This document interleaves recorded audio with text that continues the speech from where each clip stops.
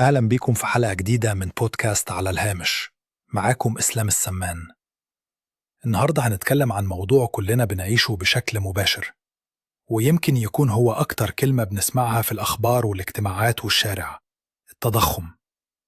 التضخم ببساطة هو ارتفاع عام في الأسعار، بس اللي لازم نفهمه إن التضخم مش مجرد رقم بيعلنه البنك المركزي، هو واقع بيأثر على كل حاجة حوالينا، من فاتورة السوبر ماركت لميزانية الشركة لقرارات الاستثمار. خلينا نشوف إزاي بيأثر على 3 مستويات رئيسية. أول حاجة الأفراد. التضخم بيقلل القوة الشرائية، يعني المرتب اللي كان بيكفيك الشهر كله فجأة تلاقيه بيخلص بعد 3 أسابيع. النتيجة، الناس بتبدأ تقلل استهلاك، وده بيدخلنا تلقائي في مستوى تاني. المستوى الثاني الشركات. لما المستهلك يقلل استهلاكه المبيعات بتتأثر.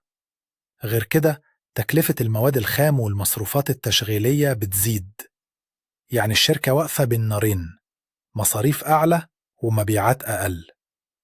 الشركات الذكية هي اللي بتعرف تدير الموازنة دي، سواء برفع أسعار تدريجي أو بتحسين كفاءة التشغيل.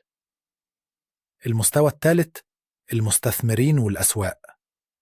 تضخم بيأثر على قيمة العملة، وأسعار الفايدة بتطلع كرد فعل، وده بيغير شكل القرارات الاستثمارية. ناس بتسيب الأسهم وتروح للسندات، وناس بتحتمي في الذهب أو العقارات. الخلاصة إن التضخم مش رقم، هو قصة متشابكة بتأثر على حياتنا اليومية وقرارات الشركات واقتصاد الدول. دي كانت حلقة النهاردة من بودكاست على الهامش. معاكم إسلام السمان. لو عجبتكم الحلقة شاركوها مع حد يهمه يفهم إزاي الأرقام الكبيرة اللي بنسمعها في الأخبار بتلمس حياتنا اليومية.